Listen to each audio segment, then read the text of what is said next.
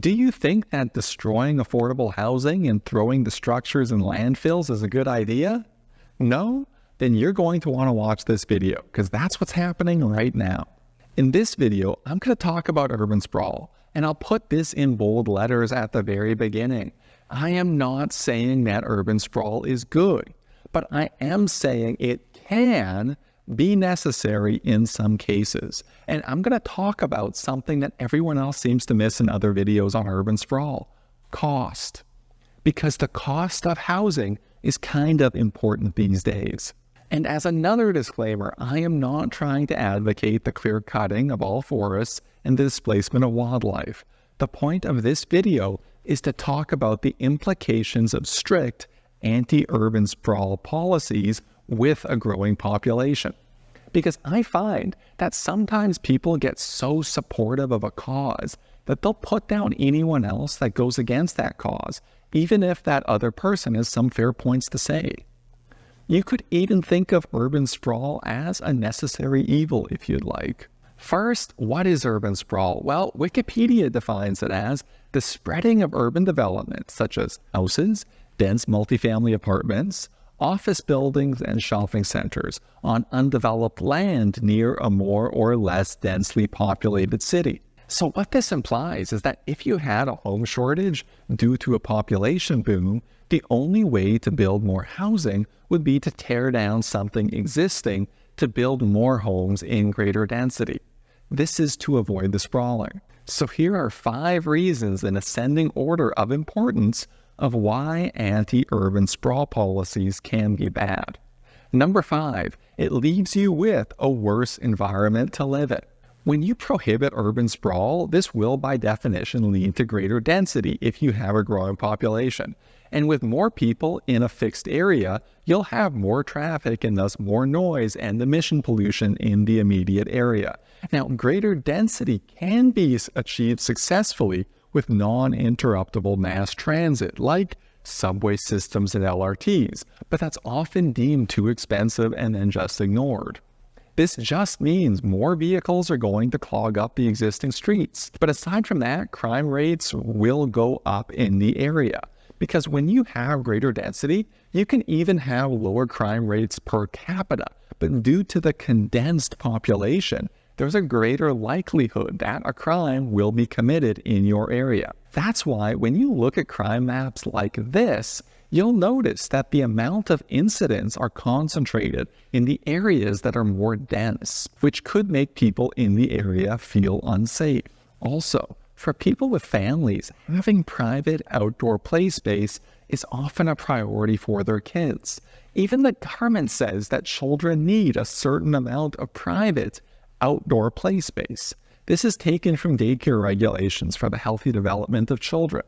But with greater density, you either have less private outdoor play space or none at all. Number 4, strain on infrastructure and amenities. As mentioned before, if you have increased density, you'll likely have more vehicle traffic, and that will also lead to more wear and tear on the roads. This is why some urban roads always seem to somehow be under construction.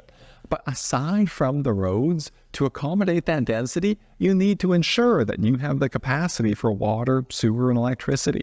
Now, sometimes the existing system does have the capacity, but oftentimes it doesn't, which is why you may see water storage tanks or additional pumping stations. Retrofitting for additional capacity can be very expensive and causes even more traffic and frustration. And aside from infrastructure, there's also a strain on amenities. The more people that there are, the more banks, schools, grocery stores, barbers, nail salons, mechanic shops, etc. are needed. So even just an increase in residential density triggers the need for commercial redevelopment. This can be slow, challenging, and not potentially feasible to implement at all, which can lead to very busy amenities, which leads to long lineups and a worse experience for the consumers. Number 3, creating waste and filling landfills. As mentioned, when redevelopment is the only option, you have to tear something down in order to build something new. And that's not too bad if the structures you're tearing down are already at the end of their useful life. But what happens when those run out is that perfectly decent and livable homes and structures are being completely torn down and just thrown into landfills, which is very ironic in terms of waste. Think about it.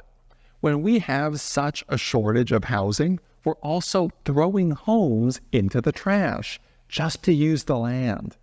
It would be like scrapping a perfectly good car because you wanted the space in your driveway for your new one. Now, that seems crazy, but that's what's happening right now for housing when you prohibit urban sprawl. Number 2, the destruction of affordable housing. Now, this is basically a continuation of the previous point, but in general, the most desirable properties to redevelop are cheap entry-level homes in well-located areas. These are the ones that are being torn down and thrown into landfills.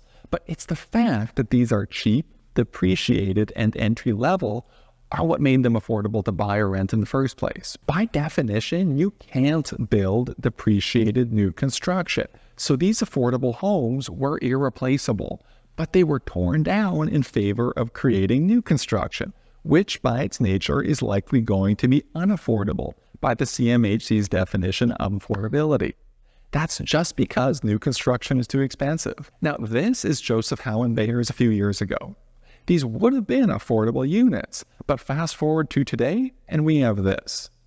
Now, if more urban sprawl were to have taken place, those affordable homes would still be there, and the new build would just be built on undeveloped land somewhere else. With urban sprawl, we would have had more housing units overall, but also the extremely needed affordable units. Number 1, cost. In general, if you prohibit urban sprawl, effectively everything gets more expensive. Aside from the reduced number of affordable housing units I just mentioned, if you make developable land scarce, it becomes more expensive. The affordable homes that were torn down to make those new buildings would have been a lot more expensive to buy than just buying undeveloped land further away from the city. And if you need to increase density, the construction cost increase is quite a bit. According to Butterfield Development Consultants, a low-rise building can cost over 60% more than townhomes to build per square foot. And this principle applies to commercial too.